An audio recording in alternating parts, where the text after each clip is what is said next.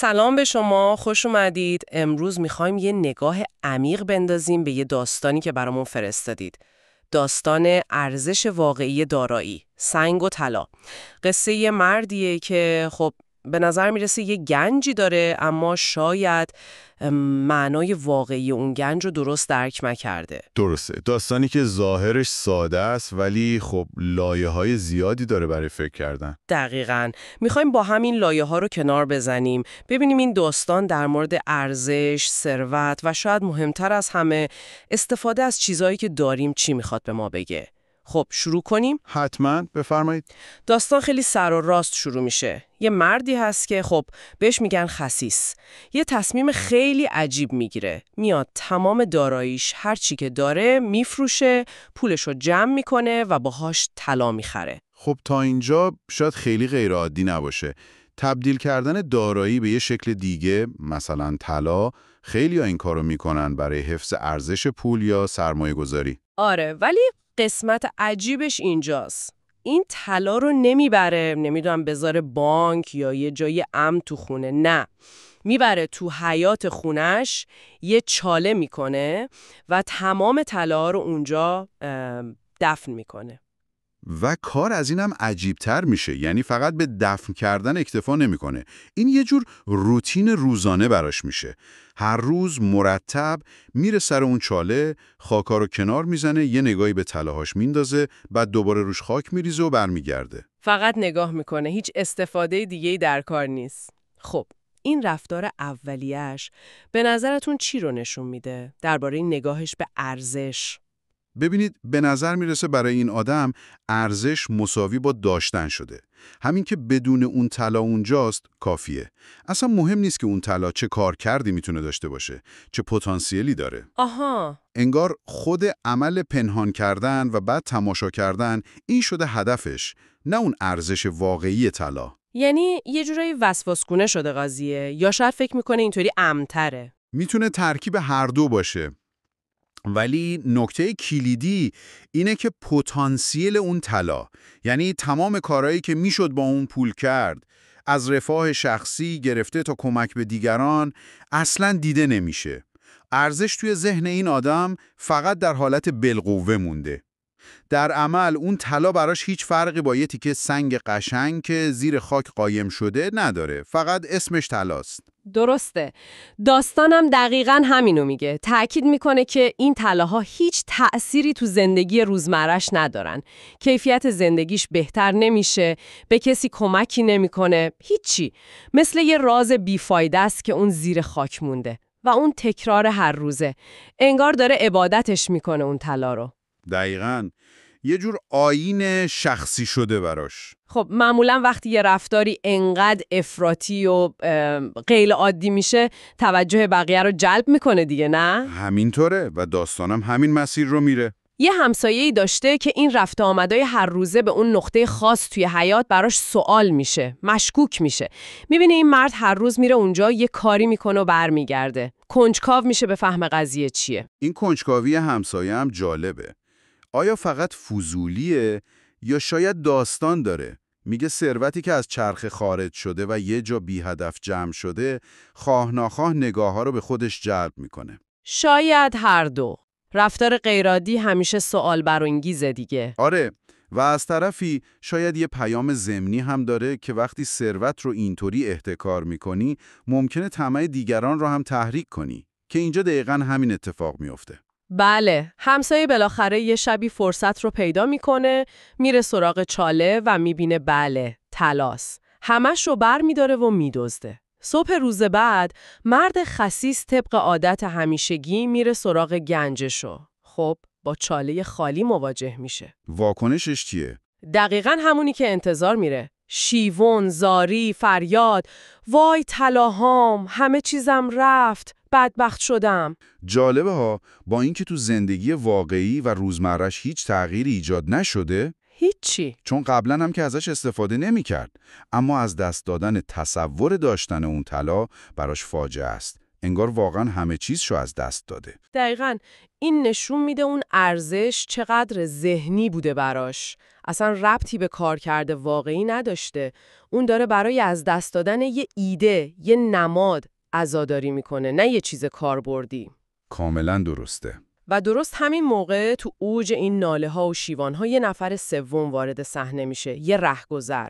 صدای زاری مرد رو میشنوه، میاد جلو، میپرسه چی شده. این رهگذر به نظرتون نماد چیه؟ عقل سلیم، یه نگاه بیرونی؟ من فکر میکنم نماد همون منطق کارکردیه. همون نگاهی که مرد خسیس اصلاً نداشت.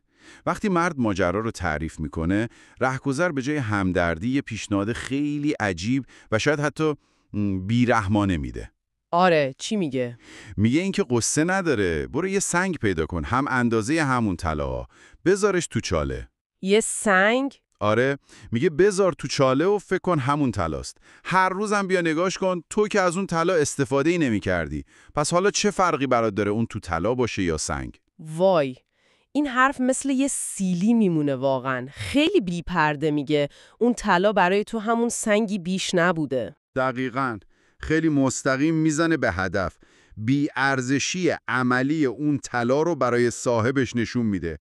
این به نظر شما توهین‌آمیزه یا فقط داره حقیقت رو میگه، یه حقیقت تلخ؟ بیشتر حقیقت تلخه، هرچند تلخیش گزنده است. راهگذر داره یه آینه میذاره جلوی این مرد و میگه ببین، چیزی که از دست دادی یه تصور ذهنی بود، نه یه دارایی واقعی. چون تو هیچ وقت نذاشتی اون طلا ارزش بالقوه‌اش رو نشون بده. تا وقتی اون طلا اون زیر بود و استفاده نمیشد، واقعاً میدونید هیچ فرق عملی با یه سنگ نداشت. اون پتانسیل عظیمش هدر رفته بود. حالا هم که نیست، از نظر کارکرد هیچی عوض نشده. خب پس همینجا دیگه داستان میرسه به اون نتیجه گیری اخلاقی اصلیش. جمله‌ای که فکر کنم کل پیام داستان توشه. ارزش هر چیز در داشتن اون نیست، در استفاده کردن از اونه. بله، کوتاه و کوبنده. خب این یعنی چی دقیقاً؟ یعنی مالکیت به خودی خود، حتی مالکیت چیزای خیلی با ارزش مثل طلا، ارزشی نداره؟ نه اینکه ارزش نداره، یعنی ارزش واقعیش رو پیدا نمی‌کنه مگر اینکه به یه عمل، یه فایده، یه کارکرد تبدیل بشه. داشتن نقطه شروع میتونه باشه، ولی مقصد نیست. آها. و جالبتر اینه که داستان اینو بست میده. میاد یه تعریف دیگه از ثروت واقعی ارائه میده. میگه ثروت واقعی اون پولی نیست که تو بانک خوابیده یا زیر خاک قایم شده. ثروت واقعی اون چیزیه که جریان داره. جریان داره یعنی چی؟ یعنی به کار گرفته میشه، باعث میشه یه اتفاق خوبی بیفته، دلی شاد بشه، گرهی از کار کسی باز بشه، باری از دوش کسی برداشته بشه.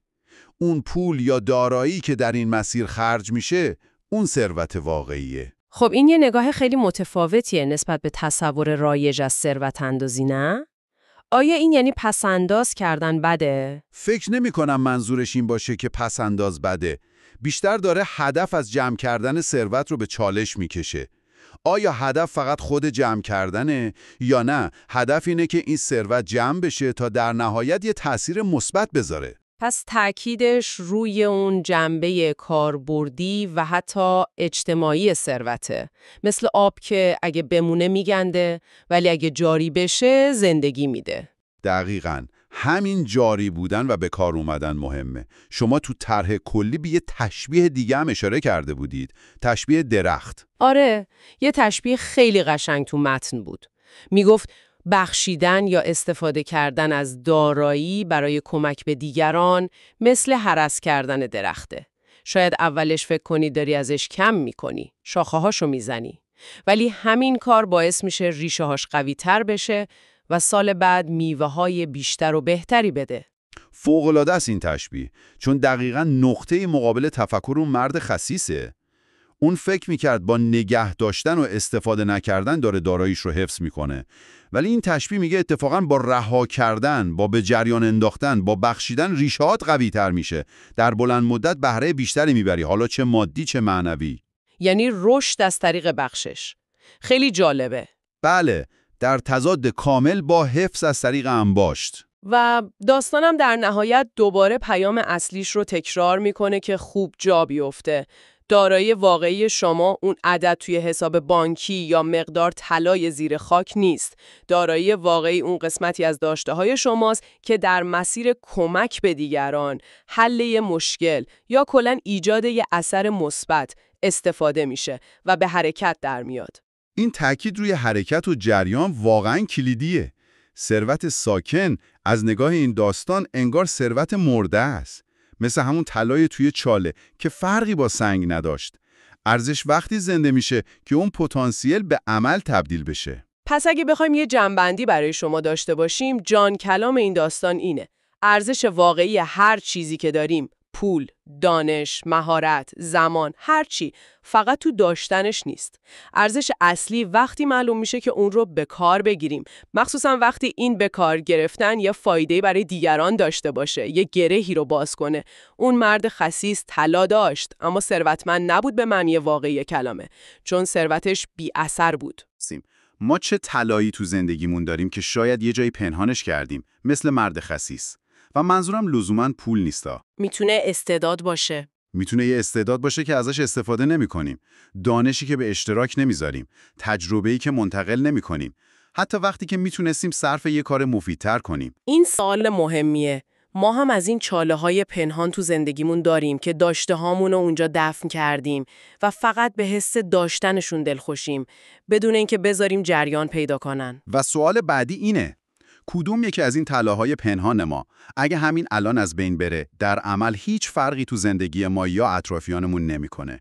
کدوم داشته ما اونقدر بی حرکت و بی اثر مونده که واقعاً میشد به جاش یه سنگ گذاشت و کسی هم متوجه نشد؟ فکر کردن به اینها شاید کمک کنه ارزش‌های واقعی زندگیمون رو یه بازنگری بکنیم. دقیقاً.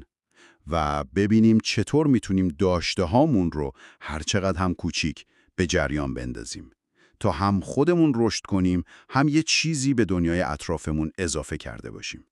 این درسیه که شاید اون مرد خسیس هیچ وقت یاد نگرفت، ولی ما میتونیم از داستانش یاد بگیریم.